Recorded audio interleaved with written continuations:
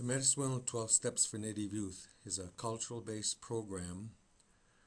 It helps the facilitator to show the youth how to make changes based on their strengths. It's done through a lot of storytelling, and it's a 3-day training program. The kit that you will receive when you come to the training, you get your choice of either a boys or girls DVD set. Each has a participant manual, a facilitator's manual, and we've included in the kit the Red Road to Wellbriety book, Understanding Native Cultural book, and Understanding the Purpose of Life, which is 12 teachings for Native youth. These are included to help give a deeper cultural knowledge to the facilitator. So this is the kit, has the DVDs, the books, and both the participant and a facilitator manual. That's what we call the training kit.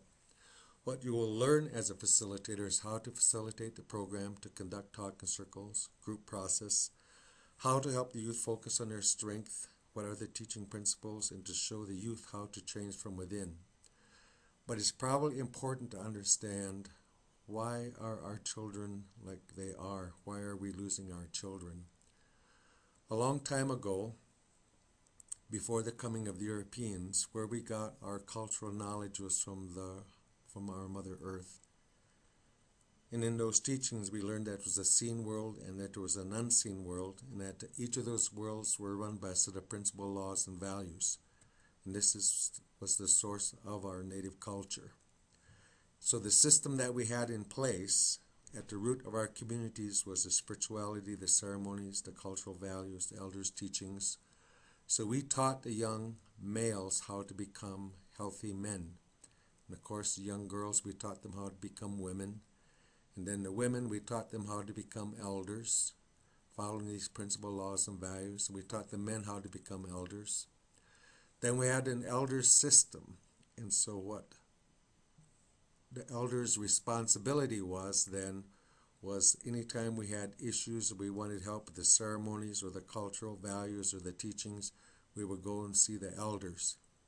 During these days, we didn't have problems with youth. We hadn't lost them because we had trained them in how to use our culture. We had a system in place that the Creator gave to us. But then something happened to us. In 1879, the federal government made a decision to run a pilot program at the Carlisle Indian School in Pennsylvania. Here they bought hundreds of children that they took away from our communities. And this pilot program was to assimilate the Native Americans or the Alaska Natives back into the dominant culture. This pilot program, out of it, the government funded the building of 500 schools across the Indian country, and it started for us in 1879 and went almost through the 1960s. So in these schools that they built in Indian territory all over, what they were known for is to taking the children, in some cases young as 3, some cases young as 5 and 6. Some of them, they didn't go back home for 12 years. But the point of it is, a school system evolved where they took the native kids to assimilate into the culture. But at these schools, instead of teaching the culture, they actually forbade any of the healing to take place. There was no spirituality. No ceremonies were allowed, no language, no cultural values, no elders' teachings. And instead, many of the kids experienced beatings if they did things wrong or if they spoke the language. So the language is taken away. They were given no teachings. High sexual abuse went on in these schools. Many of the kids, they had soap in their mouth whenever they spoke language.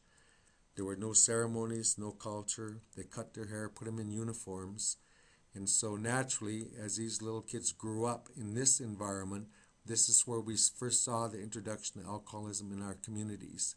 This is the first time we saw in our communities violence. We never had that before. And high sexual abuse. So the boarding schools, later on the mission schools that were conducted by the churches, the residential schools, the effect that they had on our communities now was the traditional knowledge. As they grew up, they didn't have it. And so we started to see a disappearance of the elder system, of the teachings, and what it was replaced by in this program started in Carlisle, was referred to as Kill the Indian, Save the Man, was what we started to experience in the schools was the violence, sexual abuse, no ability to love, alcoholism, and what we call this today is something called historical trauma, something that's passed down generation to generation. And in the current generation, this is playing out in terms of teenage suicide, alcoholism, internal oppression, domestic violence, drug abuse, sexual abuse. Many of the issues that we have today can be tied directly to the boarding school. And so our kids, what they are doing is they're just doing what the adults do. And so in a way, we are teaching the children what we know, to the point now where we're seeing many of our children are ending up in prison, they're ending up in treatment, or they're ending up in the court system, or they're ending up in heaven through teen suicide, car accidents, etc. And so this is what we are trying to fix today. So this intergenerational trauma, we are passing down generation to generation. This is a cycle that we must break. So the Medicine Wheel 12 Steps is an approach to help the youth to come back into that traditional knowledge, that traditional way of thinking. The Medicine Wheel 12 Steps, it believes that all Native people are born on the red road, and that every human being, every Native boy or girl is born with a purpose for being there, and that our children originally were born sacred. So when they leave that red road and go on a dark road, or start getting into trouble, or start getting involved in gangs, eventually if you stay on that path, as that's when we get in a lot of trouble, incarceration, the jails.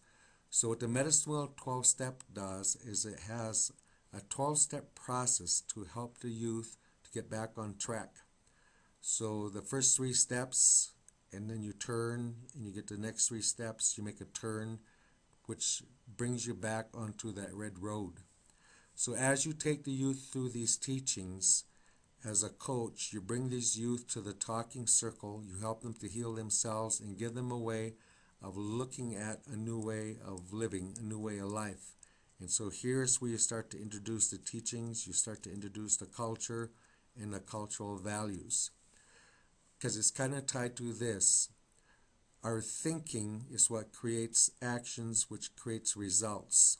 Over a period of time, ever how you think, it has the ability to create thinking habits, which build your character, which controls your destiny. What the Medicine Wheel 12 Steps does is it helps to bring back the culture, to have the culture, the principal laws and values to guide the teaching. We have included in this the understanding the purpose and meaning to life. It's a way to help the youth see that you were born for a purpose. You are worthwhile. You're supposed to be, or you're needed. And so we teach them those 4 P's. Prayer, that prayer will give you your purpose. That purpose, you need to have perseverance to stay on track to do it. And then also you are given the passion. So this youth need to know that they're really needed in the healing of our communities. So the prayer, the purpose, the perseverance, and the passion is what they are needed.